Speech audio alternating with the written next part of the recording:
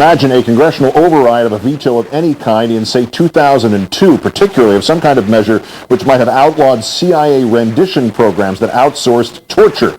And in retrospect, just as hard to believe, Congress didn't do something about it then. If it had, one of the key pieces of evidence cited by the Bush administration for its war in Iraq, a purported link between Iraq and al-Qaeda, would have been shown then to not only have been false, but to have been obtained by, in effect, burying a prisoner alive. That prisoner's name, Ibn al-Sheikh al-Libi, described by former CIA Director George Tenet, who you see here, as the highest-ranking al-Qaeda member in U.S. custody after 9/11. Only he wasn't in U.S. custody, not all the time, the Bush administration having shipped him off to Egypt at one point for, quote, further debriefing. There, according to a stunning report from PBS's show Frontline, recounted last night at abcnews.com, when he told his interrogators he knew nothing about al-Qaeda's connections with Iraq, they, quote, placed him in a small box, approximately 20 inches by 20 inches, for 17 hours. When he was let out and still could not provide interrogators with answers he did not have, al-Libi claiming he was knocked to the ground and punched for 15 minutes. And then, miraculously, he found a way to tell his handlers what they wanted. A story. Only problem, it was a story, and it was a story that was not true. Let's turn now to Greg Miller, national security correspondent of the Los Angeles Times and co-author of the book The Interrogators. He's also the only American journalist to have been granted access to U.S. interrogators at Kandahar in Afghanistan. Thank you for your time tonight, sir. Thank you. This evidence obtained from al-Libi was used by Colin Powell at the UN in February 2003, and the quote from the general, then Secretary of State, was, "I can trace the story of a senior terrorist operative telling how Iraq provided training in these, the chemical and biological weapons, to al-Qaeda. But we now know that there were no WMD, and setting aside the ethics of torture, is this the worst case scenario? You torture somebody, they tell you something to make the pain stop, and then you use what he says to go to war?" I think that is the worst case scenario in interrogations. Many interrogators that you talk to who have practiced this will tell you that torture just leads to bad information. In this case, it led to bad information that led to a war.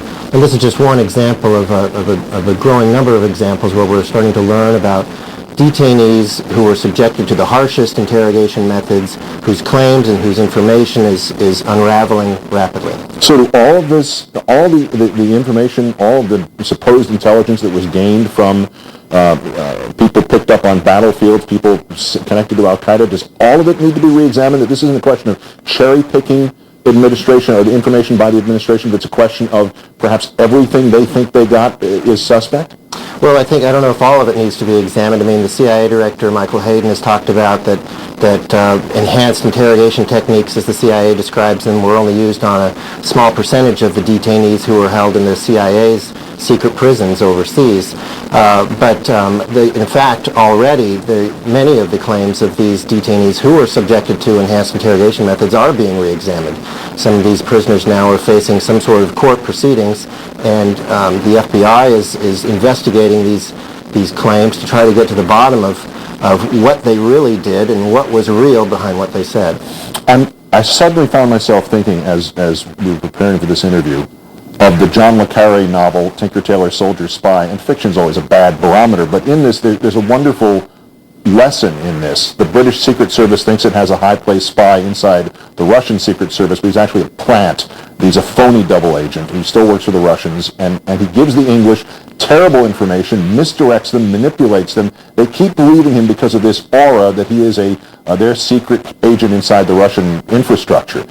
Does that carry in this situation? Did the government believe the stuff they got from those they had used enhanced interrogation on because they had used that? Did torture provide credibility in any cases? Well, I think there is this natural inclination to think that harsh interrogation methods, torture, is going to help you get to the bottom of a case, of a detainee's information. But I think we also have to keep in mind in this case that there were government officials throughout this administration and throughout the CIA who were hearing what they wanted to hear from these prisoners as well. They were inclined to believe these prisoners' claims because this is what their preconceptions were before these prisoners were ever captured. An interrogation instructor, former interrogation instructor for the Navy, went to Capitol Hill today, a man whose job it was to teach the sailors and the Marines how to survive torture if they were ever captured. He said that this last little island of no, waterboarding's okay, that it was simulated drowning. He says that's not simulated drowning, it is drowning. The only difference is the prisoner it doesn't die if you do it exactly right, if you're very lucky. Your lungs actually fill up with massive amounts of water.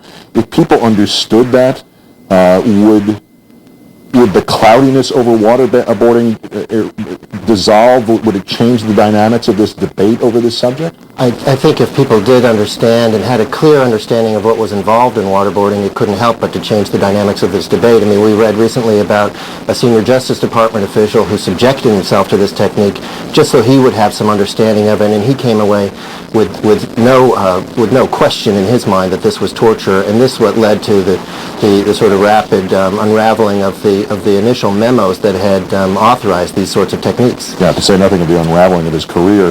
Greg Miller, LA Times national security correspondent, co-author of The Interrogators and witness to interrogation in Afghanistan. Great, thanks for your time and your insights. Thank you, Keith. The mind reels